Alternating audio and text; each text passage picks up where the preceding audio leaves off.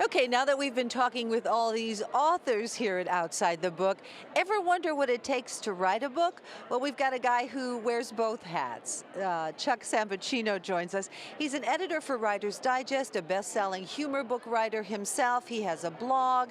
He's the guy. He is definitely the guy who's going to help you create your writer's platform. Chuck, thank you for being here. Thanks for having me, Barb. Well, so I want to talk about your books, because I love the Garden Gnome Attack, which Excellent. may be made into a movie. We want to talk about that. But first of all, let's look at the craft and the art of writing. In this day and time, what's it take to be a writer? I mean, to get something, it's one thing to be a writer, but another thing to have something published that you've written. Sure. I mean, I'd say first off, let's talk about determination.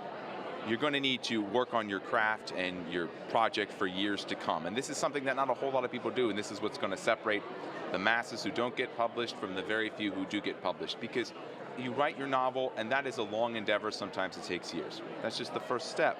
Then after that, you have to rewrite it. You have to revise it. You have to get other people to read it, get their thoughts on it, draft a query letter, draft a synopsis, draft a proposal perhaps, send it off to agents and editors, and then hope for the best. It's really just a long process, and only the really truly dedicated are going to get published. I work for Writer's Digest, and our job is to help give writers the tools to see them through. But one thing you didn't mention is the big R. You have to be prepared to be rejected? That's true. That's true. What happens is, once your novel's written, you're going to write a one-page query letter. And this query letter is your first contact to literary agents and editors saying, hey, here's what my book's about, would you like to read it? And then from that point, you are going to face rejection, and that's all part of the game. It's kind of a numbers game. There's only a certain number of agents and editors out there who are going to connect with your book because they have to fall in love with it. So rejection is definitely part of the game, sure. That's all part of the long process of having passion and determination getting published. You know, in television, we have something called demographics, of course, where you choose a program and you're targeting a certain demographic. You're hoping that people in this particular age group, this cohort, are going to watch, okay? Same with literary agents, like, for example, I'd want to be sure that my query gets to this particular publisher because they might be more interested. Perhaps when you're dealing with, when you have a book, and you want to send it out to get published. You send it out to either a literary agent or an editor at a publishing house, and each one has their very specific likes. Some will deal with genre stuff like science fiction and fantasy, some will do nonfiction, some will do kids, etc., etc. You got to target the ones that will be important to you, because that information is available through, Writer's Digest books like what I do, and information is available through their individual websites.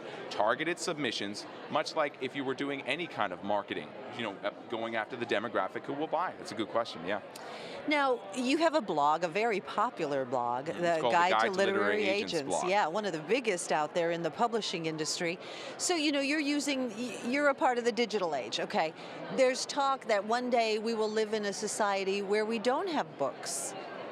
I don't think so. I mean, just today you see, we still have CDs and we have digital music. They kind of live hand in hand, and we exist with them both. And I believe that print books and ebooks can live, in harmony.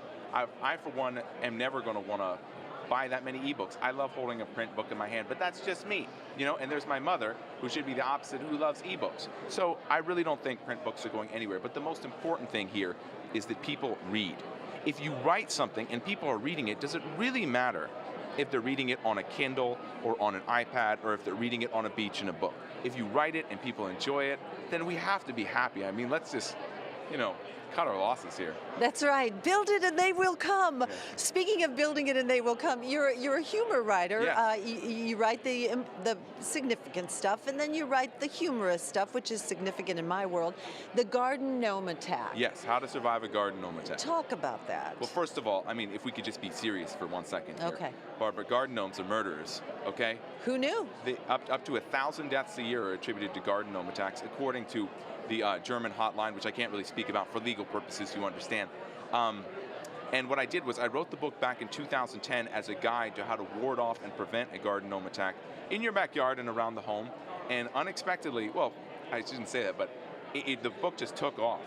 It was on the humor bestseller list along with Jon Stewart and Chelsea Handler. Wow. And then what happened was, our very exciting news, what happened was, Robert Zemeckis, the man who directed Back to the Future, attached himself to the film rights. And when that happened, Sony optioned the film rights off us. So we think it's going to be a movie. It's no guarantee, but it's very likely it's going to be a major motion picture here coming about 2014, 2015. Now, animated? Is our gnome going to be animated, or are you hoping some actor that you like is going to play? No, it's live action. Live it's a great action. question, but the gnomes themselves will be animated. I gotcha. Yeah. And actually, in a previous interview, somebody once asked, MTV News once asked me who I saw in different roles, Right. and I answered the question, and I got in big trouble for that. Okay, That's a so we're not going to go there. So I can't answer that question, but it is going to be live action. Well, let's just hope it follows through and becomes a movie. Hope it follows through. You do have to check out Chuck Sambuchino's humor books, because they are quite humorous at that. What's ahead? Oh, well, I have two kind of tracks. I teach people how to get published for Writer's Digest, and then I make them laugh with the humor books. Very different things. In fact, if you're interested in any of this stuff, just go to chucksambuchino.com. Google my name. If you're anywhere close, it should come up. chucksambuchino.com is a great starting place. But right now, I'm just pitching the next book on writing. You know, preparing the next books for Writer's Digest, the 2014 Guide to Literary Agents and the 2014 Children's Writers and Illustrators Market. And we're pitching our next humor book, which I'm not allowed to talk about. Not allowed to talk about. Chuck Sambuchino. That's Outside the Book from the Southern Kentucky Festival of Books. Thanks for joining us.